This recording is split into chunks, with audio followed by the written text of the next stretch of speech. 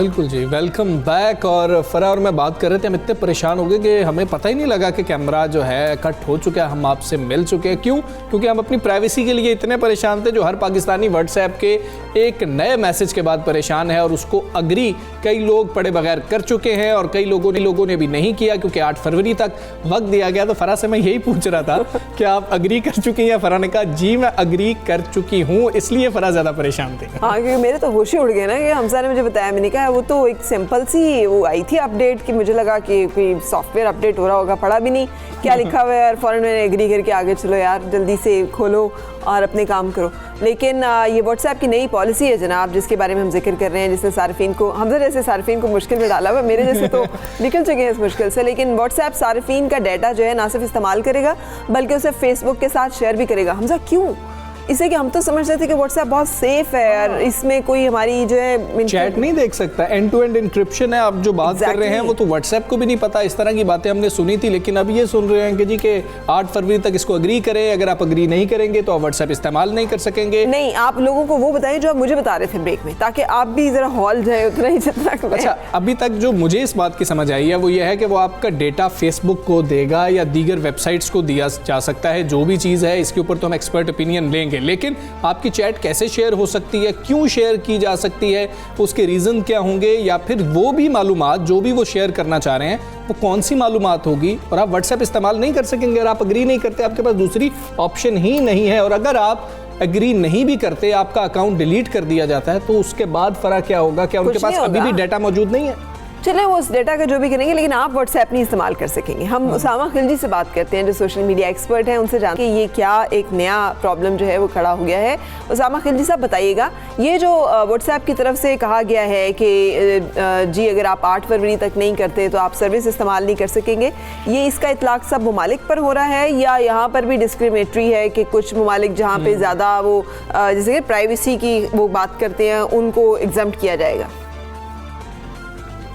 जी बिल्कुल, thank you. सही आपने कहा, काफ़ी परेशानी की बात है। तो व्हाट्सएप की जो पॉलिसी नई प्राइवेसी की है, जिसे आपने कहा फरवरी तक है, और इसमें यूरोपियन जो ममालिक है उनके लिए कुछ डिफरेंट जो है इन्होंने पॉलिसी बनाई हुई, क्योंकि वहाँ पे जो प्राइवेसी के कवानीन है वो बहुत ज़्यादा सख्त है। लेकिन यूरोप से बाहर जो पूरी दुनिया है, अमेरिका, पाकिस्तान और सारे जापान, सारे मुल्क, वहाँ जो है ये जिस पॉलिसी के बारे में हमने बात की वही जो है इम्प्लीमेंट होगी। और इसमें यही है कि आपकी जो 1-to-1 चैट है किसी के साथ, वो चैट की जो कंटेंट है वो तो कोई नहीं देख सकता, वो अभी भी एंड टू एंड एन्क्रिप्टेड होगी। अच्छा। लेकिन इसके अलावा आपकी और मालूमात जो है वो सारी फेसबुक के साथ शेयर होगी। तो हम देख लेते हैं क्या मालूमात है। मिसाल के तौर पे कि आप कौन सा मोबाइल फ़ोन इस्तेमाल करें, आप किस वक्त ऑनलाइन होते हैं, आपकी तस्वीर क्या है, आपका फ़ोन नंबर क्या है, आपका ऑनलाइन स्टेटस क्या है, आपका व्हाट्सएप स्टेटस में आपने क्या लिखा हुआ है, आप कौन से ग्रुप के मेंबर हैं, उस ग्रुप में कौन कौन मेंबर है, उस ग्रुप का नाम क्या है, उस ग्रुप की तस्वीर क्या है, आप कौन से वाईफाई के कनेक्शन से कनेक्टेड है, कौन सा फ़ोन इस्तेमाल कर रहे हैं, आपका IP एड्रेस और लोकेशन क्या है। तो ये सारी चीज़ें जो है व्हाट्सएप कंपनी के पास भी होंगी, और क्योंकि व्हाट्सएप को फेसबुक कुछ साल पहले खरीद चुका है तो पूरे फेसबुक कंपनी के पास भी ये सारा डेटा मौजूद होगा। और हमें ये भी मालूम है कि फेसबुक अक्सर जब हुकूमत या रियासतों की तरफ से उनके पास रिक्वेस्ट आती है मालूमात की, तो वो शेयर भी करते हैं अगर इस तरह का कोई मामला गंभीर हो। तो इसकी वजह से हमारी प्राइवेसी पहले जो जितनी सेफ थी व्हाट्सएप के साथ, वो अभी उतनी सेफ नहीं रही। तो वजह क्या बनी, ज़रूरत क्या पेश आई कि इनको ऐसा करना पड़ गया? आपने ग्रुप चैट की बात की, वो तो मेरा ख्याल है एंड टू एंड इंक्रिप्शन नहीं होती है उसकी, तो क्या वो चैट वो देख सकेंगे कि अच्छा ग्रुप को उनको क्या ज़रूरत पड़ गई कि हमने कौन से ग्रुप्स जो हैं वो ज्वाइन किए हुए हैं? देखिए, जो ग्रुप की चैट होगी वो नहीं देख सकेंगे, लेकिन कौन सा ग्रुप है, उसमें कौन मेंबर है, उसकी तस्वीर क्या है, उसका नाम क्या है, ये सब कुछ देख सकेंगे। और अगर आप किसी व्हाट्सएप बिजनेस अकाउंट से बात कर रहे हैं तो वो भी कोई और कंपनियां भी देख सकती हैं, क्योंकि बिजनेस अकाउंट की प्राइवेसी पॉलिसी डिफरेंट होती है। इसकी वजह यह है, तो देखें कुछ साल पहले व्हाट्सएप हमेशा से मुफ्त था, जो हम यूजर्स इस्तेमाल करते थे, लेकिन फेसबुक ने $19 बिलियन का खरीदा। तो क्या वजह हो सकती है फेसबुक की ये खरीदने के लिए? फेसबुक पैसे कैसे बनाता है? वो जो फेसबुक एड्स होते हैं उनके जरिए बनाता है, और फेसबुक एड्स को चलाने के लिए यूजर्स की डेटा जो है वो और कंपनियों को बेचता है। तो मेरे ख्याल से अभी उसी रुख पे व्हाट्सएप को भी ले जा रहे हैं, ताकि फेसबुक की कंपनी को ज़्यादा से ज़्यादा माशी फ़ायदा हो यूजर्स के डेटा से। और आपको पता है 2 से 3 बिलियन लोग दुनिया में व्हाट्सएप इस्तेमाल करें, दुनिया का सबसे बड़ा मैसेजिंग एप्लीकेशन है। अच्छा। तो मेरे ख्याल से फेसबुक फाइनली जो है इससे फाइनेंशियल गेन करने की कोशिश कर रहा है। अच्छा उसामा साहब, ये समझा जाता था कि व्हाट्सएप जो है ना सबसे सेफ़ है, इस पर आप कॉन्वर्सेशन कर सकते हैं और ये रिकॉर्ड नहीं होगा, और इसके बारे में और बहुत सारे लोग इसी वजह से इसको बहुत सारी ऐसी गुफ्तगू के लिए जो सेंसिटिव भी हो सकती है, अहम भी हो सकती है, मुल्क की सिक्योरिटी के लिए भी इस्तेमाल भी करते थे। तो मुझे ये बताइएगा कि ये जो अब नया रूल आया है, इसके आने से इस मामले पर कितना फ़र्क पड़ेगा? दूसरा, मेरे जैसे कई सादा लोग कहूँ या बेवकूफ़ कहूँ लोग हैं जिन्होंने कहा कि क्या फ़र्क पड़ता है, हमने कौन सा कोई क्रिमिनल एक्टिविटी करनी है, एग्री कर लो, क्या ज़्यादा से ज़्यादा हमारा डेटा लेके क्या कर लेंगे, हमने कौन सी इस पे कोई ऐसी चीज़ रखी हुई है, हम कौन से कोई टेररिस्ट है। तो इस रवैये का भी बता दीजिएगा कि शुड वी बी विजिलेंट? अब मैंने अगर ओके कर दिया तो अब हाउ टू अनडू इट, और अगर कर दिया तो उसके क्या मेरे जहन में रहने चाहिए कि कॉन्सिक्वेंसेज आ सकते हैं? देखिए, इसको आप अंडू तो नहीं कर सकते। व्हाट्सएप ने यही कहा है कि हम यही पॉलिसी रखेंगे, और आगे उन्होंने ये भी कहा है कि अभी तो इश्तिहारात नहीं आएंगे व्हाट्सएप पे, लेकिन अगर आगे आए तो हम आपको बता देंगे, पॉलिसी को अपडेट कर देंगे, तो उसका भी पॉसिबिलिटी है। तो मेरे ख्याल से इसका यही मसला आता है कि आपका जितना भी डेटा है, जो कुछ आप कर रहे हैं, आपकी लोकेशन है, आपकी प्राइवेसी, आपकी तस्वीर है, आपका नंबर है, वो क्या हर किसी को मालूम होना चाहिए। अगर कंपनी को मालूम है तो इसका मतलब है कोई बैड हैकर्स जो होते हैं उनको भी ये मालूमात मिल सकती है, क्योंकि ये जो मालूमात एन्क्रिप्टेड ना हो तो वो अगर कंपनी देख सकती है तो हैकर भी देख सकता है। तो एक तो ये बात होगी, बिल्कुल। और दूसरी ये बात होगी कि बिल्कुल जो सिक्योर या प्राइवेट ज़्यादा बातें करना चाहते हैं वो बातें तो आप कर सकते हैं, लेकिन जो और इन्फॉर्मेशन है उससे भी काफ़ी कुछ डिड्यूस हो सकता है, जो सिक्योरिटी सेंसिटिव हो या और की सेंसिटिविटी की वजह से हो, तो वो कंपनी के पास भी आ सकता है। और मेरे ख्याल से सबसे बड़ा मसला दुनिया में आजकल यही है कि सारी कंपनियां हमारे डेटा को बेचती जा रही है, उसका इस्तेमाल करती जा रही है, और अक्सर हमें पता भी नहीं होता कि किस मकसद के लिए इस डेटा का इस्तेमाल किया जा रहा है। लेकिन अच्छी खबर ये है कि व्हाट्सएप पे अगर ये सारी मुश्किलात हैं प्राइवेसी की, तो इसकी अल्टरनेटिव एप्लीकेशंस जो है बहुत ज़्यादा सिक्योर है। एक एप्लीकेशन उसका नाम है सिग्नल, और उस पे जो है आपकी जो सारी मालूमात हैं और जो सारा डेटा है वो इनक्रिप्टेड होता है, क्योंकि वो एक ओपन सॉफ्टवेयर है, तो वो एक कंपनी जो है उस डेटा को ओन नहीं करती, वो पब्लिकली ओन्ड होता है और वो बहुत ज़्यादा सिक्योर होता है उसका कोड जो है। तो अगर उसको आप इस्तेमाल करें तो आपकी सारी जो है अभी आप बता ही रहे थे और हमजा ने जल्दी से नोट भी कर लिया। मेरा ख्याल है हमजा फौरन शो से फारिग होकर डाउनलोड भी कर लिया। मैं चेक करूंगा, उसको चेक करना भी चाहिए। लेकिन उसामा हमें ये बताइए कि क्या कहीं पर इसके खिलाफ कोई एक्शन लिया जा सकता है, कहीं पर कोई पिटीशन दायर की जा सकती है कि ये एक्शन गलत है व्हाट्सएप का, कि हम लोग अब यूजर्स हैं तो यूजर्स के जो राइट्स का क्या होगा? बिल्कुल ऐसे ही। और अब आप हमें आखिर में ये बताएं, क्या पाकिस्तानियों को अग्री कर देना चाहिए, यार कोई फर्क नहीं पड़ता, कर दो? यानी हम यूरोपियन नहीं है तो हमारी कोई प्राइवेसी नहीं है, हमारी कोई से नहीं है कि हमसे कोई पूछ ले कि भाई आपकी मर्जी है कि नहीं है ये?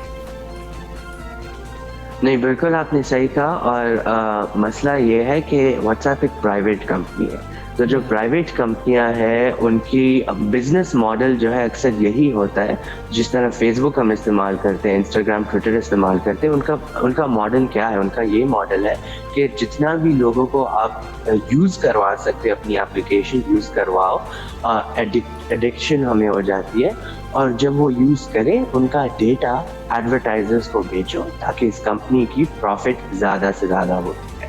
तो क्योंकि ये एक प्राइवेट कंपनी है तो ऑब्वियसली सारे कवानीन यही कहते हैं कि प्राइवेट कंपनी जो है अपने तौर तरीके से काम करेगी, और जो प्राइवेसी पॉलिसी है वो जैसे आपको कह रही है कि आप अग्री करें, तो अगर आप अग्री नहीं करते तो फिर आप व्हाट्सएप को इस्तेमाल ही नहीं कर सकते।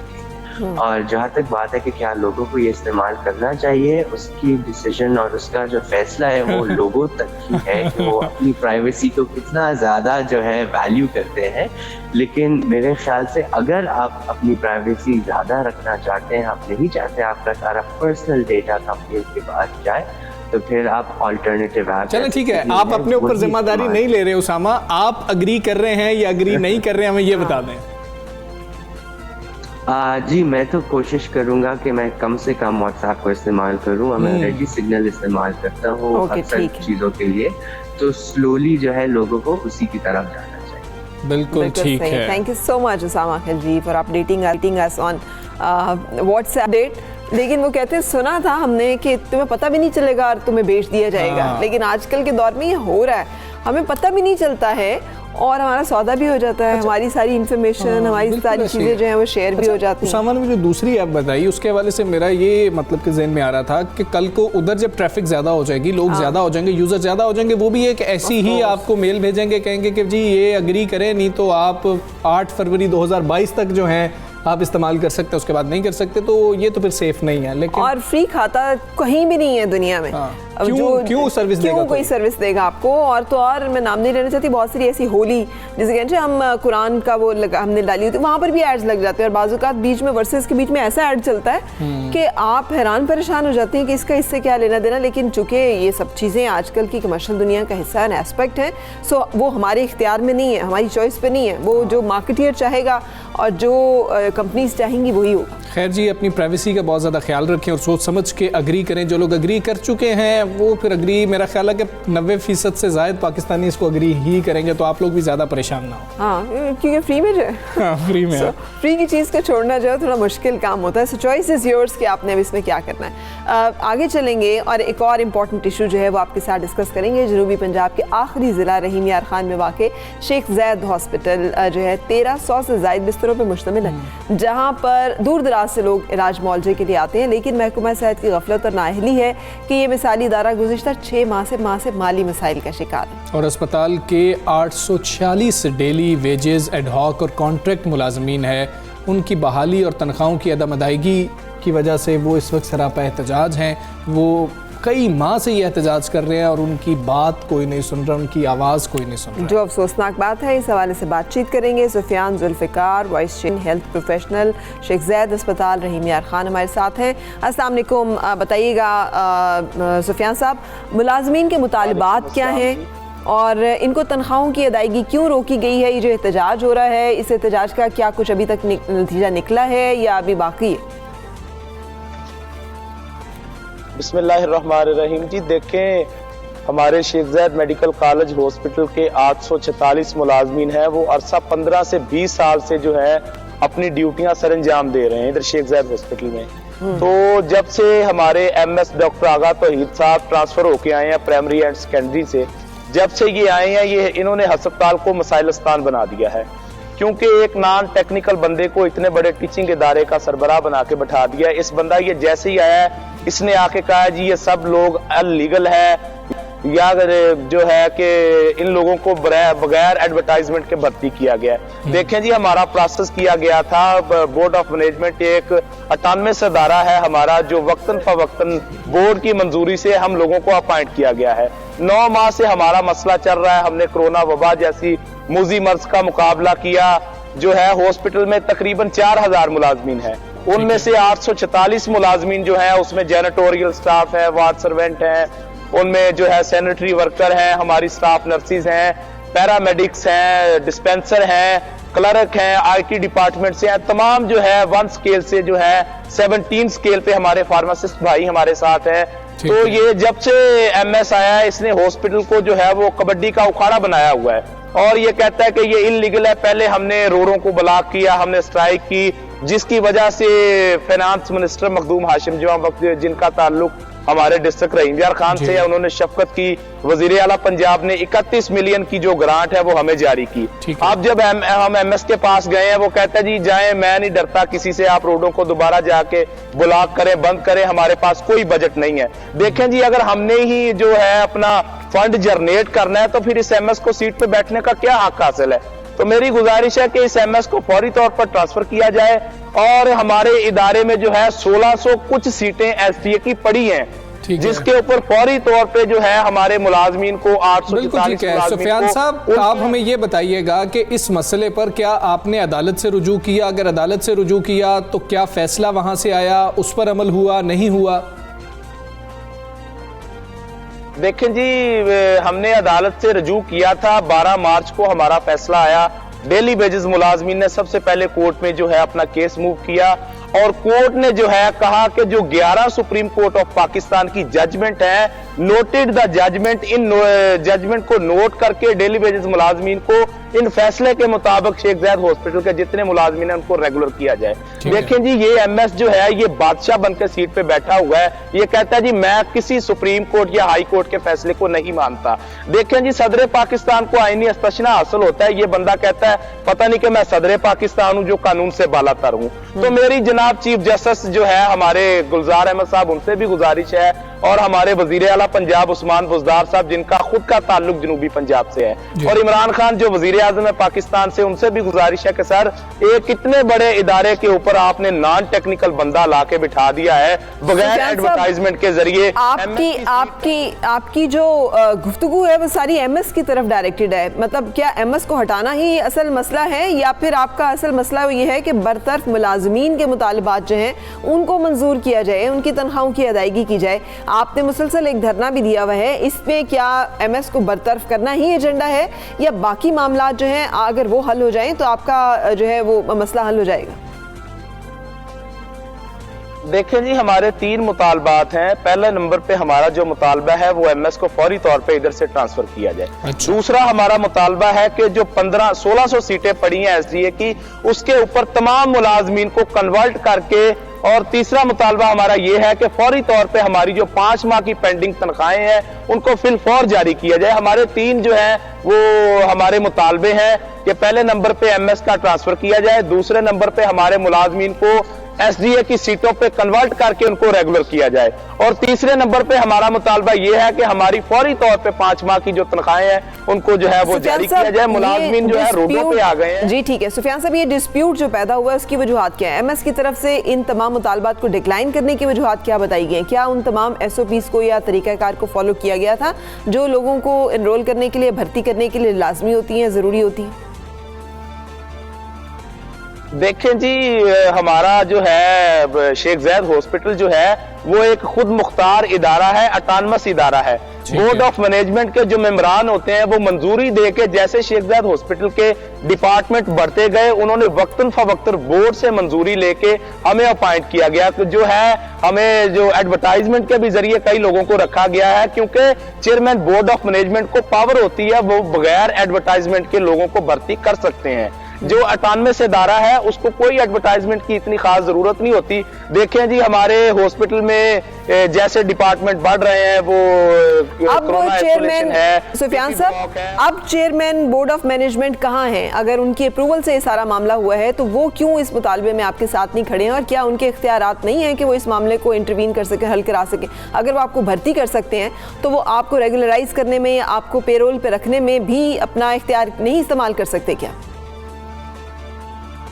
देखें जी, जो पहले हमारे बोर्ड ऑफ मैनेजमेंट थे वो चौधरी मोहम्मद मनीर हदायतुल्लाह साहब, जो डिस्ट्रिक्ट रहीमयार खान से उनका ताल्लुक है, वो पहले जो चेयरमैन बोर्ड ऑफ मैनेजमेंट थे, तो वो 2 साल पहले जो उनको हटाया गया, तो अब जो है हमारे चेयरमैन बोर्ड ऑफ मैनेजमेंट हैं डॉक्टर तनवीर सलीम बाजवा साहब हैं। वो इस मसले को जो है वो सीरियस नहीं ले रहे। वो उन्होंने कहा है कि जी हमारे पास इख्तियार नहीं है। ये असल में इख्तियारात की जंग लड़ी जा रही है हॉस्पिटल में। प्रिंसिपल साहब के पास जाते हैं, वो कहते हैं जी मेरे पास और जो है इख्तियार नहीं। एक गवर्नमेंट ने 2015 में एक लेटर जारी किया था जिसमें उन्होंने पूरे पंजाब के। जी सुफियान साहब, हमें ये बताएं, डीसी ऑफिस के बाहर आप लोगों ने एहतजाज किया, उधर से कोई यकीन दहानी आपको करवाई गई? आपने हाशिम जमा बख्श साहब का नाम लिया कि उन्होंने कहा था कि आप लोगों को ग्रांट दे दी जाएगी, तो वो जो फंड्स थे क्या वो रिलीज भी हुए अस्पताल को या नहीं हुए हुकूमत की तरफ से? देखें जी, जब हम उनके पास पहले गए थे, उनकी बड़ी स्ट्रगल से, कोशिश से 31 मिलियन जो थे वो हमें 2 माह की तनख्वाहें दे के इन्होंने टरका दिया हमारी हॉस्पिटल की इंतजामिया ना। आप बात कर रहे हैं कि डीसी साहब आए, जी डीसी साहब जुमे की रात को हमारे पास तशरीफ लाए थे। उन्होंने कहा था कि आप मेहरबानी करें, आप जो है अपना धरना खत्म करें, क्योंकि सर हम डीसी साहब के पास भी जा जाके थक चुके हैं। ना तो हमारी कोई आवाज डिस्ट्रिक्ट लेवल पे कोई उठा रहा है, ना हमारी पंजाब लेवल पे कोई बात सुन रहा है। तो डीसी साहब ने हमें यकीन दहानी करवाई थी कि मैं एमएस को इधर से ट्रांसफर तो नहीं कर सकता, मैं चीफ सेक्रेटरी को ये कह सकता हूं कि इस बंदे की वजह से अगर ये काबिल होता, अगर ये अच्छा ब्यूरोक्रेट होता, तो मिसमैनेजमेंट जो हो रही है ये एमएस की वजह से हो रही है। उन्होंने कहा अगर एमएस काबिल होता तो ये लोग रोडों पे क्यों आते। तो डीसी साहब ने हमें यकीन दिलाया था कि जी मैं आपके मसले के लिए कोशिश कर रहा हूं, लेकिन अभी तक जो है कोई भी हमारा मसला हल होने की तरफ जो है वो कोई लोग हमारी बात नहीं सुन रहे। और मैं आपको सर बताना चाहता हूं कि जब तक थैंक यू वेरी मच, आप हमारे साथ अपडेट कर रहे थे सारे मसले पे। हमजा ये अक्सर हमने देखा है कि भर्तियां करते वक्त जो है वो आराम से कर ली जाती हैं, रूल्स एंड रेगुलेशंस जो हैं उनको ओवर रूल किया जाता है। एक छोटा सा जो है ऑर्डर उस वक्त अपना जो है वो जारी कर दिया जाता है और उसके बाद में वो मसला बन जाता है, जिसमें गलती ना तो उन लोगों की होती है जो कि उसके ऊपर हायर हुए होते हैं, जिन्होंने अपनी सर्विसेज दी होती हैं, ना उन लोगों की होती है जो बाद में उसको मेरिट के ऊपर जज एवेल्युएट कर रहे होते हैं। असल में उसकी गलती होती है जिसने वक्ती तौर पर एडहॉकिज्म पे मामला चलाने के लिए गलत तरीके से फैसले किए। देखिए ना, कभी हमें असातिज़ा ऐसे बाहर निकले हुए एहतजाज करते हुए नजर आ रहे होते हैं। सरकारी मुलाजमीन, मतलब जो डिपार्टमेंट आप उठा लें उस डिपार्टमेंट का ये हाल है, क्योंकि वक्ती तौर पे आपको ज़रूरत होती है, आप उनको ज़्यादा देर के लिए रिटेन नहीं कर सकते। बाद में मसला ये होता है कि आप उन लोगों को ये कहते हैं कि हम जब वो रिटायर हो जाएंगे तो पेंशन कैसे देंगे, ये वाले मसाइल होते हैं हर डिपार्टमेंट के, लेकिन वक्ती तौर पर करके उनका फ्यूचर ख़राब कर दिया जाता है। अगर यही प्रॉमिस किया जाए ना कि आप डेली वेजर हैं, ये एडहॉक पे है ये सारा फैसला, ये जो वादे होते हैं ना कि हम आपको मुस्तकिल कर देंगे, 6 महीने के बाद आप मुस्तकिल हो जाएंगे, ये वो तमाम चीज़ें हैं जो कि गलतियाँ क्रिएट करते हैं। मेरे ख्याल उन लोगों की अकाउंटेबिलिटी होनी चाहिए जो इस तरह से हायरिंग्स करते हैं और उसके बाद वो अपनी जिम्मेदारी से बरी हो जाते